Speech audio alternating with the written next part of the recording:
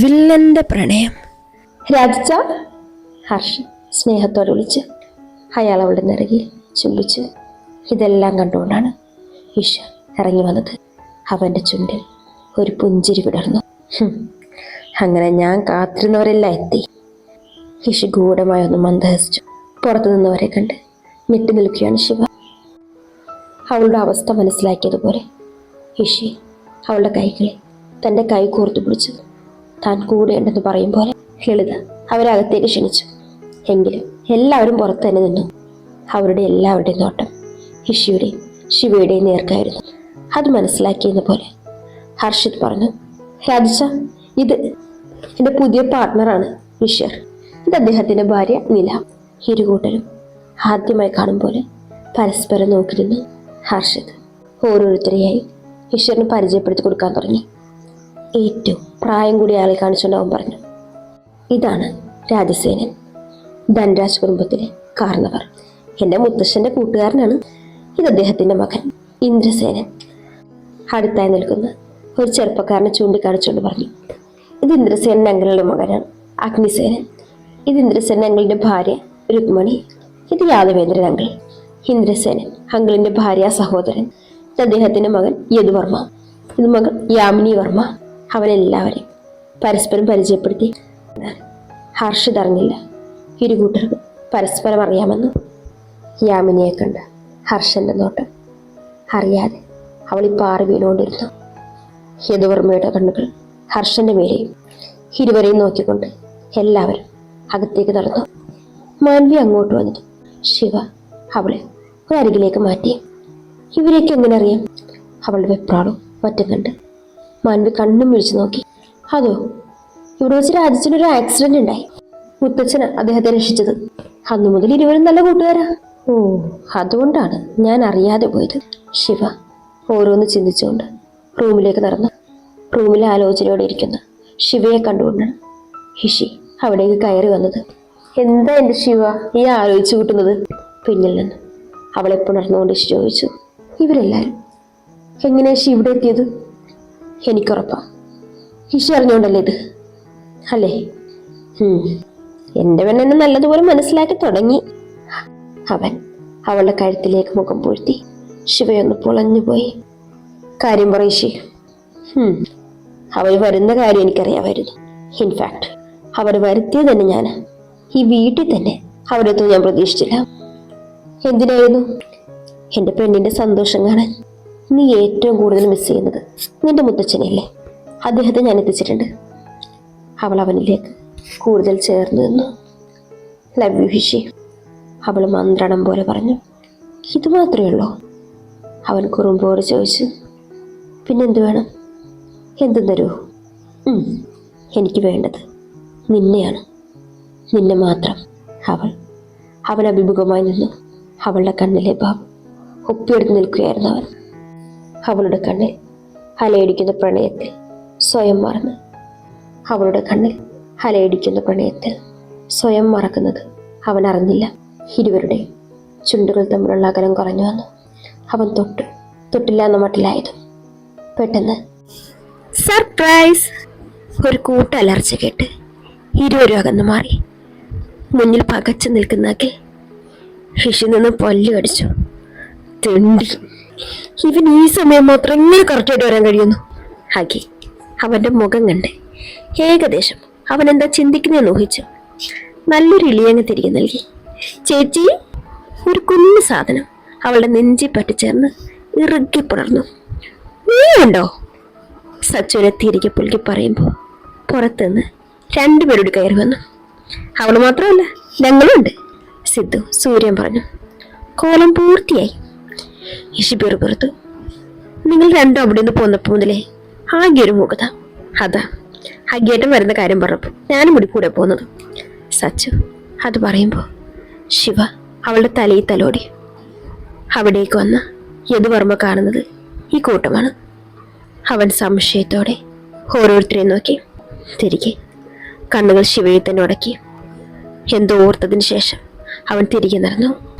ആ പോക്ക് അല്പം സംശയത്തോടെയാണ് ഇഷു നോക്കിയത്. ചേച്ചി, എനിക്കെന്തെങ്കിലും കുഴപ്പമുണ്ടോ? സച്ചു ശിവയോട് ചോദിച്ചു. ആ, ബോധത്തിന്റെ കുറവ് നന്നായി നിനക്കുണ്ട്. സിദ്ധു കിട്ടിയ അവസരത്തിൽ അവളെ ട്രോളി.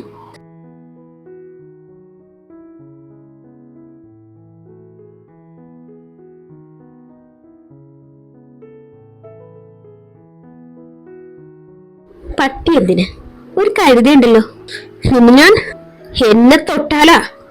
സച്ചു അവിടെ ഇരുന്ന് ഫ്ലവർ വേസ് എടുത്ത് അടിക്കാൻ ഒടുങ്ങിയത്. നിർത്തുന്നുണ്ടോ രണ്ടും? എന്തേ ഇത്? ഹിഷു ദേഷ്യപ്പെട്ടത്. രണ്ട് സൈലന്റ്. എല്ലാം വേഗം പോയി ഫ്രഷ് ആയി വാ, കുറച്ച് ജോലിയുണ്ട്. എല്ലാം കൂടി പെട്ടിയും തൂക്കി പോകാൻ തുടങ്ങിയത്. അയ്യ അവിടെ നിന്ന്. ഹിഷി, എനിക്ക് സ്ഥരിക്കുമ്പോ അതിലൊന്നും നോക്കിയാണേ പറഞ്ഞു കഴിഞ്ഞതും ഹഗി അവിടെ നിന്ന് ഓടി. ഇനിയും നിന്ന് കഴിഞ്ഞാൽ പണി കിട്ടുമെന്ന് ഉറപ്പാ. ശിവയുടെ പൊട്ടിച്ചിരിയാണ് ആ കാഴ്ചയിൽ നിന്നും അവനെ പുറത്തേക്ക് കൊണ്ടുവന്നത്. അവൻ വല്ലാത്തൊരു ഭാവത്തിൽ അവളെ നോക്കി അടുത്തേക്ക് നടന്നു. അപ്പോഴും അവൾ ഇഷിയെ നോക്കി ചിരി തന്നെയായിരുന്നു. എന്നാലും എൻ്റെ ഇഷിയും. ബാക്കി പറയാൻ സമ്മതിക്കാതെ അവൻ അവളെ ഭിത്തിയിലേക്ക് ചേർത്ത് ചുണ്ടുകൾ കവർന്നു. അവനെ തള്ളി മാറ്റാനായി വന്ന കൈകൾ അവൻ മുകളിലേക്ക് കോർത്തു വെച്ച് ലോക്കാക്കി ഭ്രാന്തമായി അവൻ അവളെ ചുംബിച്ചു. അവളും അവളെ സ്വീകരിക്കാനെന്ന പോലെ തിരികെ അവൻ്റെ ചുണ്ടുകളിൽ ആധിപത്യം സ്ഥാപിക്കാൻ ശ്രമിച്ചു. എന്നാൽ അവൻ്റെ മുന്നിൽ അവൾ തോറ്റുപോയി. ശ്വാസം വിലങ്ങിയ നേരം അവൾ പിടഞ്ഞു. അവനൊരു ചിരിയോടെ അകന്നു മാറി. ശിവ നിന്ന് കിതച്ചു. എന്നെ ശ്വാസം മുട്ടി കൊല്ലാൻ നോക്കുന്നോ? ഇതൊക്കെയാണോ ശ്വാസം മുട്ടല്? അതൊക്കെ ഇനി വരാൻ പോകുന്നതേ ഉള്ളൂ. ശിശിയുടെ ശബ്ദത്തിലെ മാറ്റം ശിവയുടെ നെഞ്ചിൽ താളം തെറ്റിച്ചു. അവളുടെ നെറ്റിയിൽ വിയർപ്പ് കണങ്ങൾ പ്രത്യക്ഷപ്പെട്ടു. കവിളുകൾ ചുമന്നു. ഇങ്ങനെ നിന്ന് മനുഷ്യന്റെ കൺട്രോൾ കളയാതെ എൻ്റെ പെണ്ണേ. ശിവ അവനെ തള്ളി മാറ്റി ഇറങ്ങി ഓടി. പിന്നാലെ തന്നെ ഇഷ്യു അവനിൽ നിന്ന് ഒഴിഞ്ഞു മാറി. ശിവ എത്തപ്പെട്ടത് ഏറ്റവും മുകളിലെ അറ്റത്തുള്ള ഒരു മുറിയുടെ വാതിലാണ്. ഒന്നും ചിന്തിക്കാതെ അവൾ അതിനകത്തേക്ക് കയറി. ഹിഷിയുടെ അനക്കമൊന്നും കേൾക്കാതായപ്പോഴാണ് അവൾ പതുക്കെ ആ മുറി ശ്രദ്ധിച്ചത്. മുഴുവനായി മാറാല പിടിച്ചിരിക്കുന്നു. അവൾ ആയാസപ്പെട്ട് ഒരു ജനൽ തുറന്നു അകത്തേക്ക് വെളിച്ചടിച്ച് കയറി. അവൾ ആ മുറി ആകമാനം ഒന്ന് നോക്കി. ജനലരികിൽ ഒരു ചെറിയ മേശയും കസേരയും, സൈഡിൽ തന്നെ ചെറിയൊരു തടിയലമര, ഭിത്തിയിലെ ഒരു പെൺകുട്ടിയുടെ ബ്ലാക്ക് ആൻഡ് വൈറ്റ് ചിത്രം. അവൾ ആ ചിത്രത്തിലേക്ക് തന്നെ ഉറ്റുനോക്കി.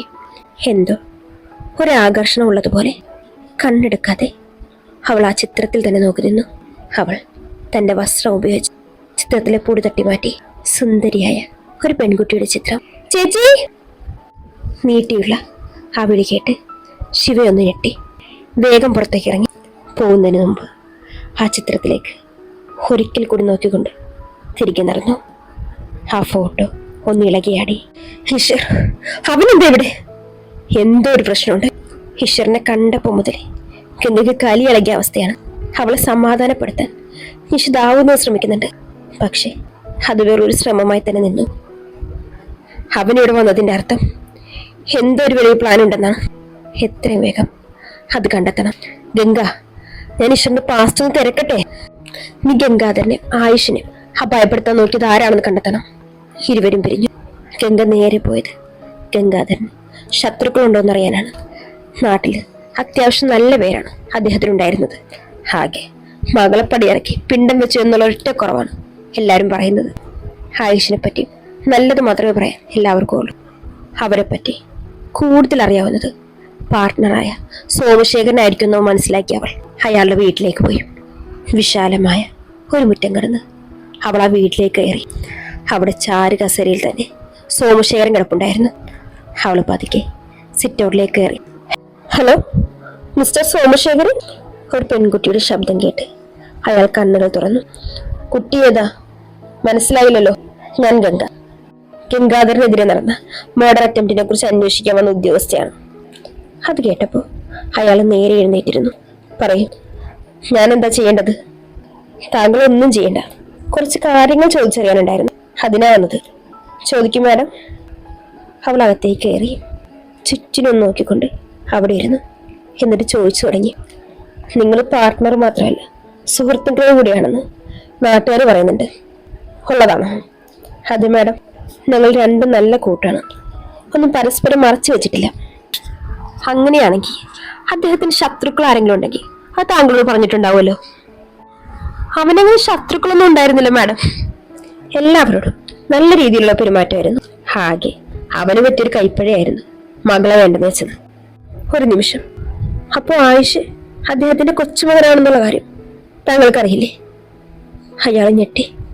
സത്യമാണോ? അയാൾ ചാടി എഴുന്നേറ്റ് അവളോട് ചോദിച്ചു. ഇത്ര നല്ല ഫ്രണ്ടായിട്ട് താങ്കളോട് ആ കാര്യം അദ്ദേഹം പറഞ്ഞിട്ടില്ലേ?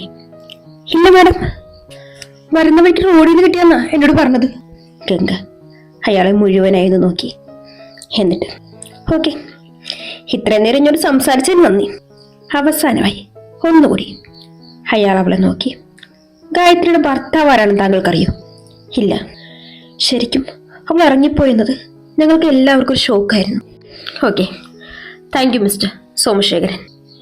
അവൾ തൻ്റെ വാഹനത്തിൽ കയറി അവിടെ നിന്ന് യാത്രയായി.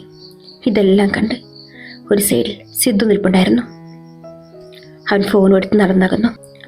കുറച്ച് മുമ്പോട്ട് വന്നപ്പോൾ തന്നെ ആരോ ഫോളോ ചെയ്യുന്നതായി അവൾക്ക് തോന്നി. അതിനെ ശരിവെക്കും വിധം 2 വണ്ടികൾ അവളുടെ പിന്നിലുണ്ടായിരുന്നു. അവൾ വണ്ടിയുടെ കണ്ണാടിയിലൂടെ ആ വണ്ടികളെ ശ്രദ്ധിക്കുന്ന ടൈം സൈഡിൽ നിന്ന് വന്ന അപകടം അവൾ കണ്ടില്ല. പെട്ടെന്ന് തന്നെ ഒരു വണ്ടി സൈഡിൽ നിന്നും അവളുടെ വണ്ടി ഇടിച്ചു തെറിപ്പിച്ചു. പെട്ടെന്നായതുകൊണ്ട് തന്നെ അവൾക്ക് ബാലൻസ് നഷ്ടപ്പെട്ടു. വണ്ടിയൊന്ന് മലക്കം മറിഞ്ഞ് കുറച്ചു ദൂരെ നിരങ്ങി നിന്നു. വാതിൽ ചവിട്ടി തുറന്ന് അവൾ പുറത്തേക്കിറങ്ങി. ഒരു കൂട്ടം ആയുധധാരികൾ അവൾക്ക് ചുറ്റും നിരന്നു. അവളുടെ നെറ്റിയിൽ നിന്നും ചോര കിനിയുന്നുണ്ടായിരുന്നു. അതവളുടെ കാഴ്ചയെ മയക്കുന്നുണ്ടായിരുന്നു. അവൾ ചോര തുടച്ചു കളഞ്ഞ് എഴുന്നേറ്റ് നിന്നു. ആരാ നിങ്ങളയച്ചത്? പതിഞ്ഞതാണെങ്കിലും ഒരുതരം ആജ്ഞയോടെ അവൾ ചോദിച്ചു. അതൊന്നും പറയാൻ കഴിയില്ല, അതാണ് ഞങ്ങളുടെ റൂൾ, ഒരുവൻ പറഞ്ഞു. അവൾ വായിന്ന് വന്ന ചോര തുപ്പിക്കളഞ്ഞു. അവിടെ കുറച്ച് മുറിവുകളുണ്ടായിരുന്നു. എങ്കിലും അവൾ എഴുന്നേറ്റ് നിന്നു. ചങ്കുറപ്പുള്ളത് ആർക്കാന്ന് വെച്ച വാടാ. മാഡം പറഞ്ഞത് കേട്ടില്ലേ, പോയി പിടിച്ചോണ്ട് വാടാ. തലവൻ പറഞ്ഞത് കേട്ടതും കൂട്ടത്തിലൊരുവൻ അവളെ പിടിക്കാനായി മുന്നോട്ടേക്ക് വന്നു. എന്നാ അയാളുടെ മൂക്കി പഞ്ച് ചെയ്ത് അവൾ അവളുടെ ശക്തി പറഞ്ഞു കൊടുത്തു. പോയി പിടിക്കണവൾ. തലവൻ പറഞ്ഞത് എല്ലാരും കൂടി ഒരുമിച്ച് അവളെ ആക്രമിക്കാൻ വന്നു. അവൾക്ക് അധിക നേരം പിടിച്ചു നിൽക്കാൻ കഴിഞ്ഞില്ല. തലക്കേറ്റ മുറിവ് അവളെ വീക്കാക്കിയിരുന്നു. പിന്നീന്ന് ഒരുവൻ അവളെ ചവിട്ടി വീഴ്ത്തി. അവള് താഴെയുള്ളൊരു കല്ലിൽ തലയിടിച്ച് വീണു. പതുക്കെ അവളുടെ കണ്ണുകളടഞ്ഞു. ബോധം പൂർണ്ണമായി മറഞ്ഞു. പുറത്തേക്ക് വന്ന ശിവ കാണുന്നത് എന്തൊക്കെയോ ചിന്തിച്ചു നിൽക്കുന്ന ഹർഷയാണ്. കൂടെ തന്നെ യാമിനിയുണ്ട്. ചേച്ചി, താഴെ വന്നത് ആരൊക്കെയാ? ഹർഷ ചോദിച്ചു. അത് ഞങ്ങളുടെ കമ്പനിയിലുള്ളവരാ. 2 പേരുടെയും പേര് സൂര്യന്ന് തന്നെയാ. പെട്ടെന്ന് ചേച്ചി സച്ച് ഓടി വന്ന് ശിവയെ കെട്ടിപ്പിടിച്ചു. ആഹാ, ഇത്ര പെട്ടെന്ന് ഫ്രഷ് ആയോ?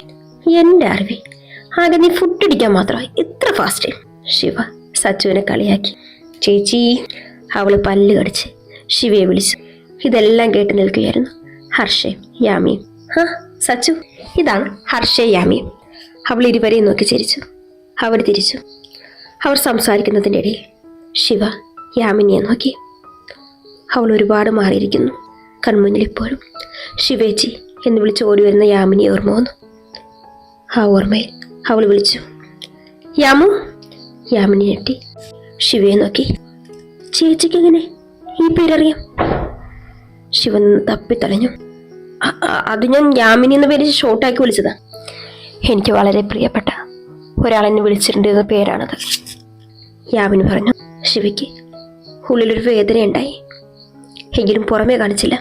ഹർഷ, ആ മുറിയിലുള്ള ഫോട്ടോ ആരുടെയാ? വിഷയം മാറ്റാൻ എന്ന പോലെ അവൾ ചോദിച്ചു. ഏത് ഫോട്ടോ? വാ, ഞാൻ കാണിച്ചു തരാം. അവൾ അവരെ നേരത്തെ അവൾ ഫോട്ടോയുടെ മുറിയിലേക്ക് കൊണ്ടുപോയി. അത് കണ്ട ഹർഷക്ക് ധാരാണെന്ന് മനസ്സിലായില്ല. അവളും അറിയില്ലെന്ന് മട്ടി തലയാട്ടി. അമ്മമ്മക്കറിയാമായിരിക്കും. വാ, ഈ ഫോട്ടോ കാണിച്ച് നമുക്ക് ചോദിക്കാം. അവരാ ഫോട്ടോ എടുത്ത് താഴേക്ക് നടന്നു. നിഷേധ് ഹിഷിയെക്കുറിച്ചുള്ള അന്വേഷണത്തിലായിരുന്നു. അവൻ്റെ കമ്പനി തുടങ്ങുന്നതിന് മുമ്പ് അവൻ എവിടെ നിന്ന് വന്നു എന്ന് തിരക്കിപ്പോയ അവൻ്റെ അന്വേഷണം ചെന്ന് അവസാനിച്ചത് ഒരു പഴയ ചേരിയിലായിരുന്നു. അവൻ അതുവഴി നടന്ന് ഓരോരുത്തരെയായി ഇഷിയുടെ ഫോട്ടോ കാണിച്ചു. എന്നാൽ ആർക്കും അവൻ അറിയില്ലെന്ന് പറഞ്ഞു. നിരാശയോടെ തിരികെ പോകാൻ തുടങ്ങിയ നിഷിദിനെ ഒരു വൃദ്ധൻ വല്ലാത്തൊരു ഭാവത്തിൽ നോക്കി നിൽക്കുന്നത് കണ്ടു. ആ ഫോട്ടോയിലുള്ള വ്യക്തിയെപ്പറ്റി നിങ്ങൾ ഇവിടെ തിരക്കിയിട്ട് കാര്യമില്ല. അവൻ വിരഹിച്ച തിന്മ നിറഞ്ഞ ഇരുണ്ട വനത്തിൽ തിരക്കണം. കാണുക പോലും ചെയ്യാതെ നിങ്ങൾക്ക് എങ്ങനെ മനസ്സിലായി ഞാൻ ആരെയാ തിരക്കുന്നതെന്ന്? അതിനുള്ള ഉത്തരം ഭയം. ഭയം മാത്രമാണ്. അവരുടെ എല്ലാം കണ്ണുകളിൽ എനിക്ക് പറഞ്ഞു തന്നു ആരെയാ നീ തിരക്കിയതെന്ന്. ഈ ചേരിയെപ്പറ്റി സാറിന് അറിയാഞ്ഞിട്ടാണ്. ഇവിടെ അങ്ങനെ ആർക്കും അങ്ങനെ ഒന്നിനും ഭയമൊന്നുമില്ല, ഒരാളെ ഒഴിച്ച്. അവർ ഭയക്കുന്ന ആ ഒരാളിനെയാണ് സാർപ്പ് ഇവിടെ തിരക്കിയത്, ഇരുട്ടിൻ്റെ രാജകുമാരനെ. നിഷിതൊന്നും മനസ്സിലാവാതെ അയാളെ നോക്കി. സാറ് ചെല്ലേ, ഇവിടെ ആരും അവനെപ്പറ്റി ഒന്നും പറഞ്ഞു തരില്ല. സാറിന് അവനെപ്പറ്റി അറിയണമെങ്കിൽ കുറച്ച് വേർക്കേണ്ടി വരും. നിഷിതാകെ വണ്ടടിച്ചു. അവൻ തിരക്കിയത് നിസ്സാരനായ ഒരാളെയല്ലെന്ന് അവൻ ഉറപ്പായി. എവിടെ നിന്ന് തുടങ്ങണം എന്നറിയാതെ അവനാകെ കുഴഞ്ഞു. എങ്കിലും അവൻ പിന്തിരിയാ ഒരുക്കമല്ലായിരുന്നു. നീ എന്താണെന്ന് ഞാൻ കണ്ടെത്തിയിരിക്കും ഈശ്വർ, അവൻ ഫോട്ടോയിലേക്ക് നോക്കി പറഞ്ഞു. ഇതേ സമയം ഈശ്വറിൻ്റെ ചുണ്ടിൽ ഒരു ചിരി വിടർന്നു. നീ തേടിക്കും നിഷിത്. നീ എന്നെപ്പറ്റി അറിയേണ്ടത് മാത്രം ഞാൻ നിനക്ക് കാണിച്ചു തരും. Welcome to the game. നിന്നെപ്പോലെ ഒരു തേരാളിയെ എനിക്ക് ആവശ്യമാണ്. ചുണ്ടിൽ ഒരു ഗൂഢമായ ചിരിയോടെ അവൻ പറഞ്ഞു. എന്നിട്ട് പെട്ടെന്ന് വണ്ടി തിരിച്ചു. മുന്നിലുള്ള കാഴ്ച കണ്ട് അവൻ്റെ ചുണ്ടിൽ ഒരു ചിരി വിടർന്നു. തുടരും.